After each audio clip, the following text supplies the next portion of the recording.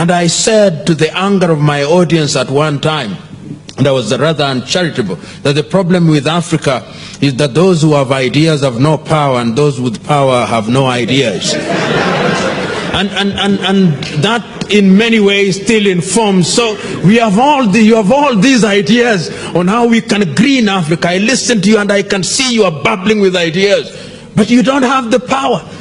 And the fellow with power has completely no ideas. And yet somehow, and this I think is your problem, when the electorate is given the choice between you with ideas and the one without ideas, the Africans' affinity for people without ideas is amazing. It's amazing. I was listening to a debate by the former head of UNIDO, who is a Sierra Leonean and is contesting to the president, and I said to a friend of mine, if this man has these ideas and I was Sierra Leone, I would vote him.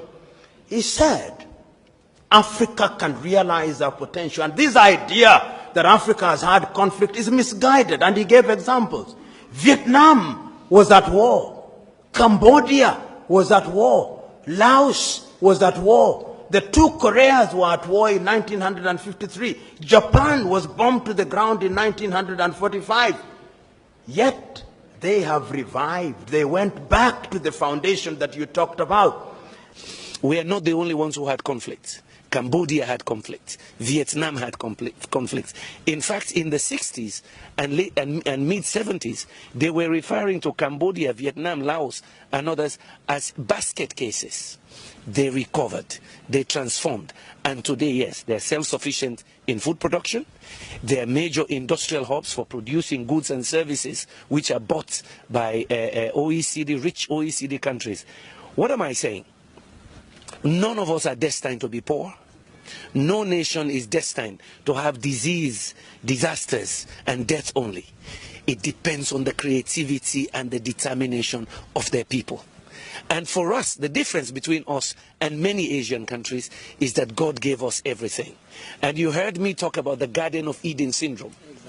And that is not from me, that's from Ali Mazrui back in '81. Because God gave us everything. Every season something grows, and the minerals are everywhere. My country, they just discovered one of the largest pieces of diamond ever in the world, 706 carats. They just discovered it last week. God gave us everything. So somehow it seems our creativity died. Somehow it seems we are not as aggressive and ambitious as we're supposed to be. I want our children, since we may have failed them with all these isms you mentioned, yeah? I want our children to believe that they can be a Bill Gates. I want them to believe that with all this God-given wealth, oil and gas, bauxite, iron ore, titanium, you name it, that in fact they can capture this 21st century. They're good as anybody. If I can leave poor Sierra Leone, that has been ranked at the bottom of the heap for almost 3 decades, we're amongst the 5 poorest. Back in 2008, we were the poorest of the poor, the lowest human development index. If I can defy that and go to such a level globally, it means any kid can do it. And I don't want anybody making our kids depressed, less creative. That's why I chose that topic.